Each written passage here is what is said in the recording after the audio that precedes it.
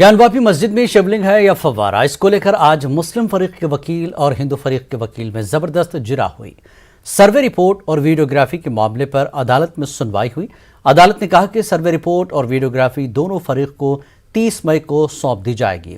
हालांकि मुस्लिम फरीक ने इसकी मुखालफत की और कहा कि सर्वे रिपोर्ट और वीडियोग्राफी सरेआम करना बेहतर नहीं होगा और इसकी वजह से आम लोगों तक रिपोर्ट पहुंचने का खदशा है। मुस्लिम फरीक के वकील ने कहा कि इससे पहले भी वीडियो लीक की जा चुकी है, जबकि हिंदू फरीक ने अदालत के उस फैसले का खैर मकदम किया है।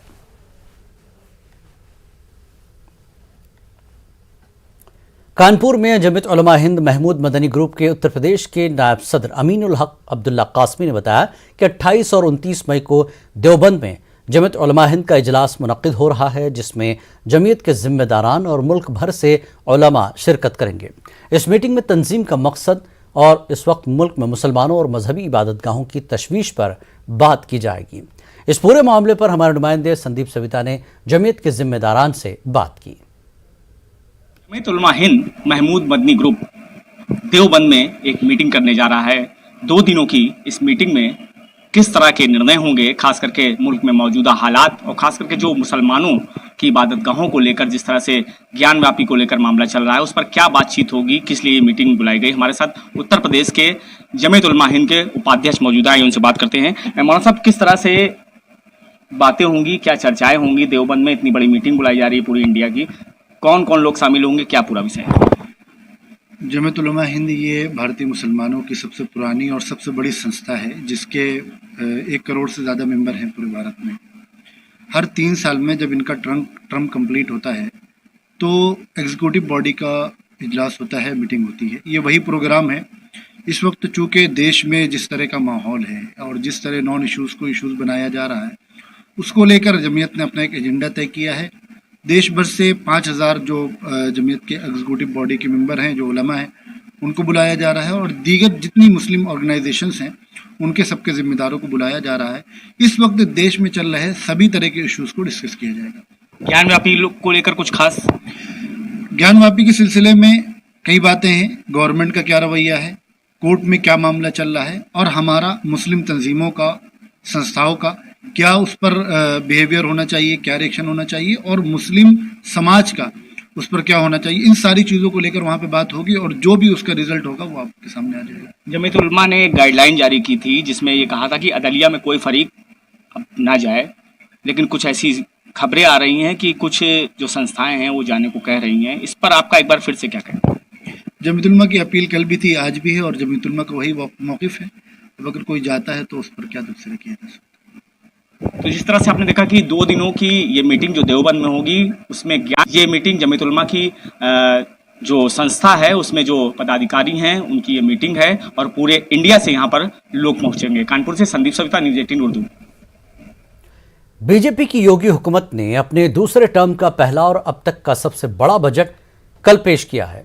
6,15,000 करोड़ के इस बजट में योगी हुकूमत ने तरक्याती कामों की रफ्तार को तेज करने और नए प्रोजेक्ट्स को शुरू करने के मकसद से बड़ी रकम मुख्तस करने के साथ सनती तरक्की को फरोग देने के लिए भी बजट में इजाफा किया है।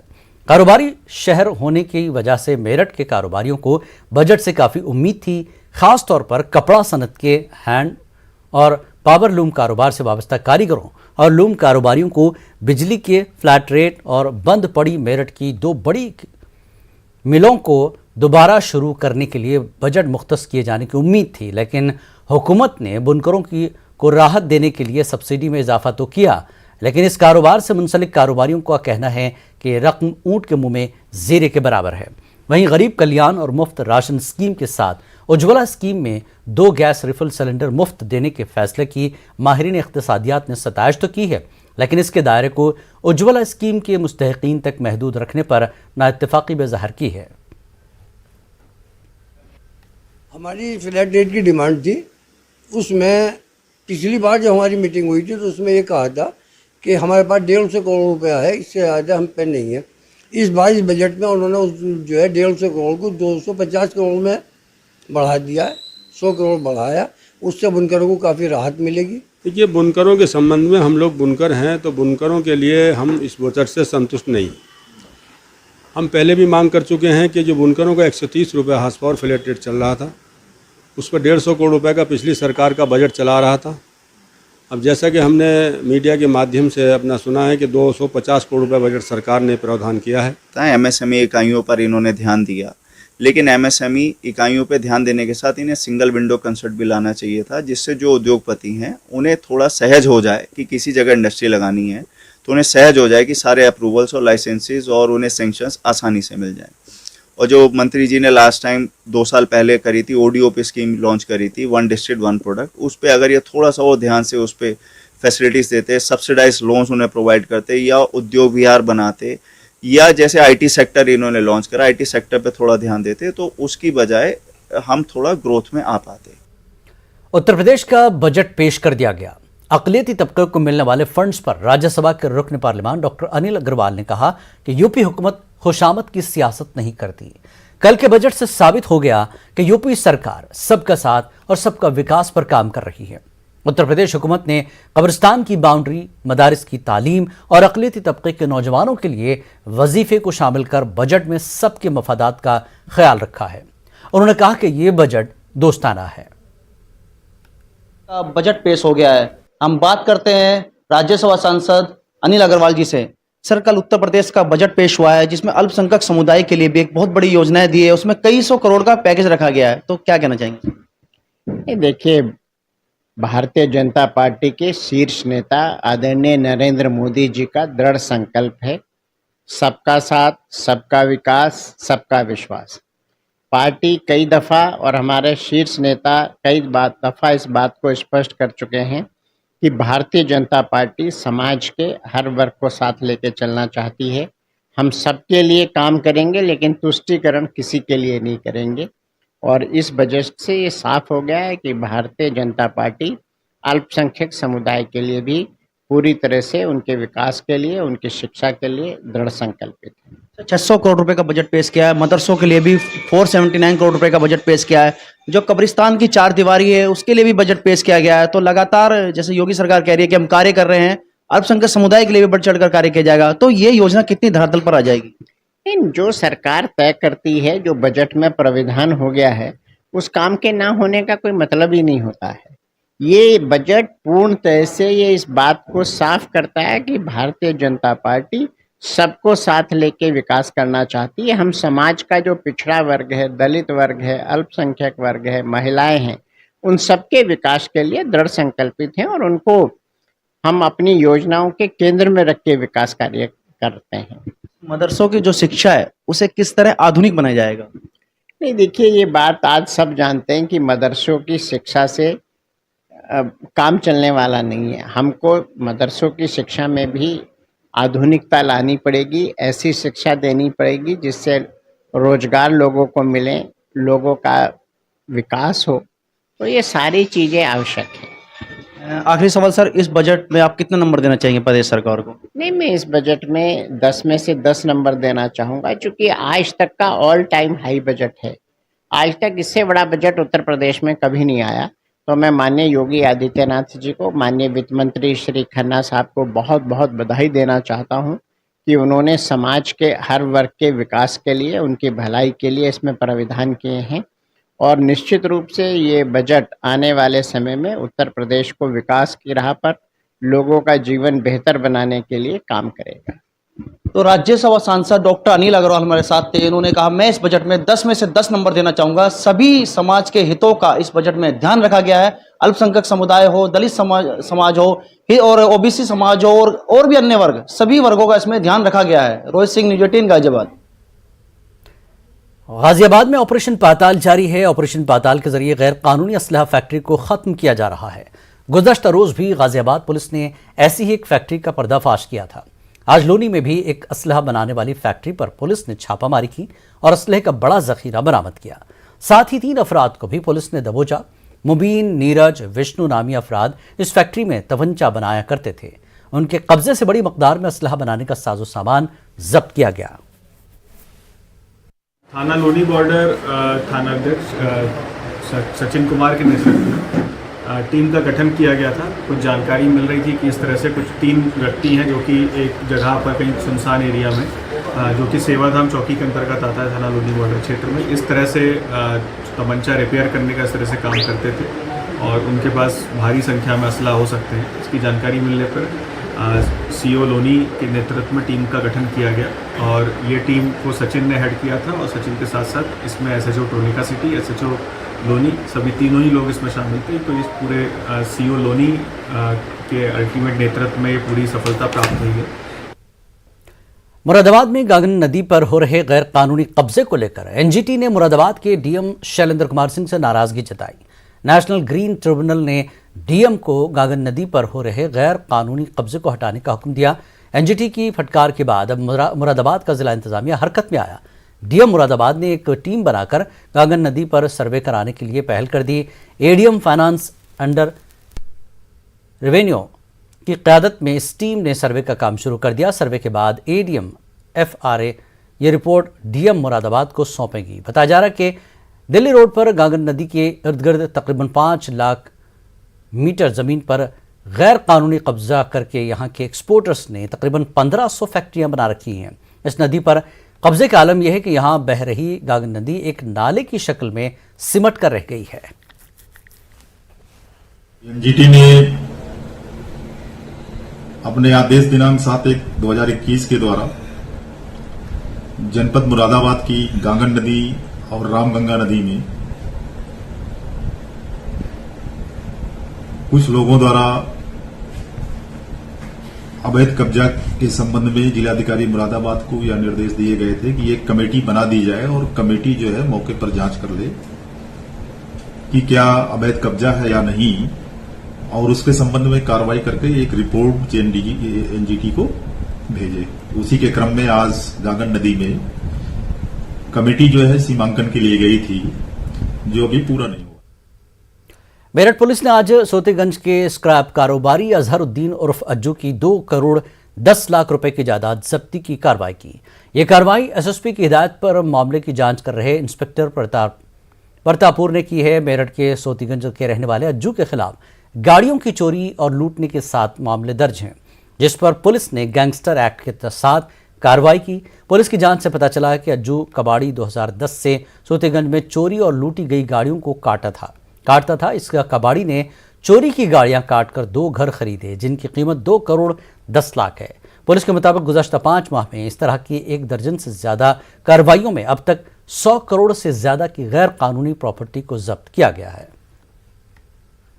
ये अजहरुद्दीन उर्फ अज्जू नाम का अपराधी है। ये गैंग बना के वाहनों का कटान यहाँ सोतीगंज एरिया में करते थे। इसके गैंग में कुल मिला के 6 लोग हैं, जिसमें शाकिब उर्फ गद्दू भी है, जिसके पहले भी 14 के अंतर्गत कार्रवाई की जा चुकी है।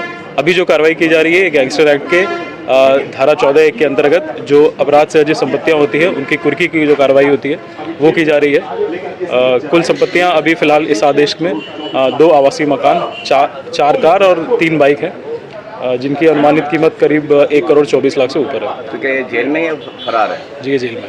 सर इसके अतिरिक्त इसकी संपत्ति कहीं और भी है या सिर्फ यही संपत्ति है? नहीं, इसके अतिरिक्त कुछ और भी संपत्तियां चिन्हित हैं, जिनमें जो 14 का कार्रवाई होती है वो भी प्रचलित है। कानपुर डीएम को गाली देने के मामले में 5 दिन बाद भी पुलिस ने मुलजिम को गिरफ्तार नहीं किया, जबकि डीएम ने खुद ही मामले की शिकायत आला अफसरान से की है। वहीं डीएम को गाली देने वाला वीडियो सोशल मीडिया पर वायरल हो रहा है। वाज़ेह है कि भर्रा थाना इलाके में एक बदमाश लड़का एक लड़की को परेशान कर रहा था। इल्ज़ाम का एतराज़ करने पर लड़के ने पूरे घर वालों के साथ बदसलूकी की और डीएम के नाम से फ़ोन कर मुतासरा लड़की को धमकी दी गई और मुतासरा लड़की के वजाहत के बाद इस लड़के ने डीएम को भी भद्दी भद्दी गालियां दी। डीएम नेहा शर्मा ने इस वीडियो की बुनियाद पर पुलिस में शिकायत की, लेकिन पुलिस अब तक इस बदमाश लड़के को गिरफ्तार नहीं कर सकी। हाँ, इस युवती ने मुझे भी व्हाट्सएप के माध्यम से सूचना दी थी कि उनको कोई परेशान कर रहा है। इसमें हम लोगों ने तात्कालिक रूप से पुलिस जो है ख़ास तौर पे डीसीपी क्राइम, क्योंकि साइबर सेल रिलेटेड मुझे लग रहा था मसला, तो उनको निर्देशित किया है कि इस पे पूरी तहकीकात की जाए और इसकी तह तक जाया जाए कि कौन है। एक तो सबसे पहले काफ़ी अमर्यादित टिप्पणियां कर रहा है वो, और जिस तरह की बातचीत कर रहा है महिला से, और दूसरी चीज़ जो निकल कर आ रही है वो ये भी है कि वो अपने आप को इम्पर्सोनेट कर रहा है। हालांकि यहाँ पे महिला डीएम है, वो खुद एक पुरुष होकर ये कर रहा है। उस लड़की ने मुझे ट्रू कॉलर से उसका इमेज भी निकाल के दिया था। ये सभी पुलिस को दे दिया गया है। इसमें जल्द से जल्द कार्रवाई के लिए निर्देशित है। अलीगढ़ में गुज़श्ता रात सराफा कारोबारी की बीवी और बेटे के कत्ल के बाद आज सराफा कारोबारियों में ज़बरदस्त गुस्सा रहा। सराफा कारोबारियों ने अपनी दुकानें बंद रखते हुए मज़कूरा दोहरे कत्ल मामले में पुलिस से मुल्ज़िमान को जल्द अज जल्द गिरफ्तार करने का मुतालबा किया। सराफा एसोसिएशन के ज़िम्मा अमित सराफ ने कहा कि जिस तरह 37 साल खातून और 8 साल बच्चे का कत्ल किया गया, ये बहुत ही शर्मनाक और अफसोसनाक वाक़या है। इसकी जितनी मजम्मत की जाए कम है।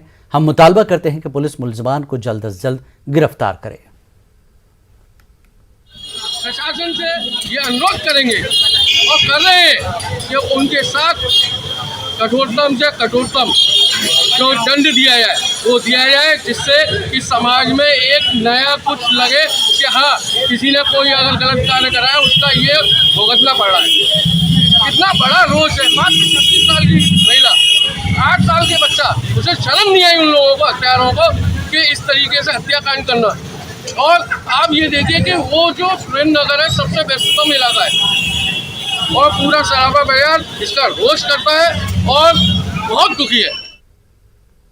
बिहार में एक 16 साल लड़की महनूर को इस्मत दरी के बाद कत्ल किए जाने के मामले से मुश्तइल अलीगढ़ मुस्लिम यूनिवर्सिटी के तलबा ने आज कैंपस में एक एहतजाजी मुजाहरा करते हुए मुल्ज़िमान के खिलाफ सख्त कार्रवाई का मुतालबा किया। वहीं बिहार पुलिस की कारकर्दगी पर भी सवालिया निशान लगाए।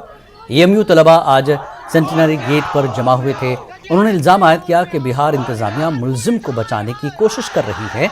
हमारा मुतालबा है कि मुल्ज़िमान के खिलाफ सख्त कार्रवाई हो और मुतासरा को इंसाफ मिल सके। एक रेप की घटना हुई है बिहार में।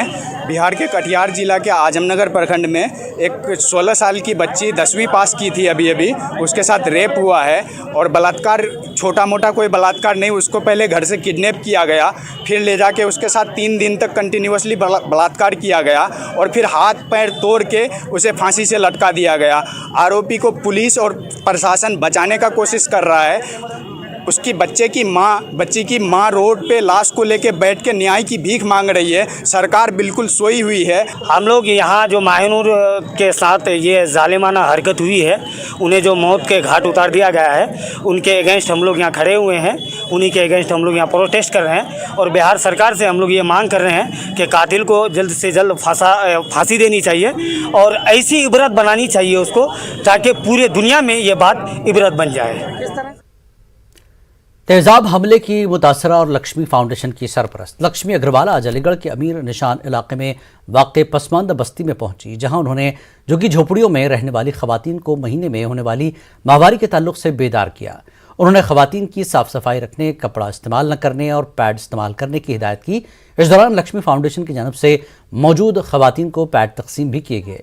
साथ ही हिफ्ज़ान सेहत की किट्स तकसीम की और उन्हें माहवारी की सफाई के बारे में मालूमात फराहम की। इस मौके पर लक्ष्मी फाउंडेशन की इस पहल की सताइश की गई और कहा कि दिल्ली से अलीगढ़ आकर इस तरह का काम करना यकीनन काबिल सताइश है। वहीं खवातीन ने भी हिफ्ज़ान सेहत के ताल्लुक से मालूमात को काफ़ी अहम बताया। द लक्ष्मी फाउंडेशन की पूरी टीम दिल्ली से आई है और यहाँ पे आने के बाद हम लोगों ने जो अलीगढ़ का स्लम एरिया है वहाँ पे हम लोगों ने पीरियड्स हाइजीन को लेके बात की, क्योंकि 28 मई है और यहाँ पे पीरियड्स को लेके बातचीत हो रही है इस पे, और बहुत सारे लोग हैं जो इस चीज़ के बारे में जानते ही नहीं हैं। स्वच्छ रह सकते हैं, अगर हम स्वच्छ रहेंगे तो हमारा देश भी स्वच्छ रहेगा और स्वस्थ रहेगा। ये बहुत ही अच्छा कदम उठाया है लक्ष्मी फाउंडेशन ने, लक्ष्मी जी ने। मैं काफ़ी टाइम से उनसे जुड़ी हुई हूँ, लेकिन उन्होंने एक दूसरे शहर में आके ये जो पहल रखी है वो एक बहुत ही अच्छी पहल रखी है और इसके बारे में बहुत जागरूक किया है लेडीज़ को, महिलाओं को, जो कि नहीं समझ पाती हैं कि कितना ज़रूरी है एक पैड को यूज़ करना। आज भी काफ़ी औरतें हैं जो एक कपड़ा यूज़ करती है। इंसान के, ये औरत के अंदर दर्द होता है, उसके बाद दूसरा दिन तकलीफ़ होती है, चावल मना होता है, हर चीज़ मना होता है। उसके बाद 6 दिन 8 दिन के बाद ये चावल नहा धो के अपना चावल खाते हैं, उसके बाद पाक हो जाते हैं। अच्छा, तो ये बताया आपको कि कपड़ा नहीं लगाना है? जी नहीं लगाना। क्या बोले? हम तो नहीं लगाते, शुरू से नहीं लगाते हैं। पैड लगाते हैं? जी इन्होंने आपको पैड के लिए जागरूक किया है? जी। मुरादाबाद के एक सहाफ़ी की आज एक सड़क हादसे में मौत हो गई। जिस वक्त यह हादसा हुआ उस वक्त वो अपने अखबार की इशाअत से मुताल्लिक़ किसी काम के लिए जा रहे थे। मिनाठर थाना इलाके में उनके साथ ये हादसा हुआ। राजकुमार विज नाम के ये सहाफ़ी अवामी सहाफ़ियों के बीच काफ़ी मकबूल थे और इनकी मौत की खबर पाकर मुरादाबाद के सहाफ़ियों में गम की एक लहर दौड़ गई और तमाम सहाफ़ी साथी मिलकर इस जगह पहुंचे जहां हादसा हुआ। देखिए, आज मैनाठर थाने क्षेत्र में हमारे एक साथी हैं राजकुमार बिज, जो बहुत सीनियर पत्रकार हैं। उनकी एक हादसे में मृत्यु हो गई है। हम उनके परिवार के साथ में इस दुख की घड़ी में साथ हैं और यही दुआ करते हैं ऊपर वाले से कि उनकी आत्मा को शांति मिले। दोपहर के समय की बात है, उन्होंने अभी एक अपना संध्या दैनिक अखबार शुरू करा था जनमंशा के नाम से, और वही एक प्रिंटिंग प्रेस पे अखबार छपता था। वही अखबार को लेने के लिए आज वो जा रहे थे। जब वो रास्ते में जा रहे थे तो एक बाइक से उनकी बाइक की टक्कर हुई। उनका एक छोटा भाई भी उसमें उनके साथ था। वक्त एक ब्रेक के बाद रुख करेंगे बिहार की खबरों का।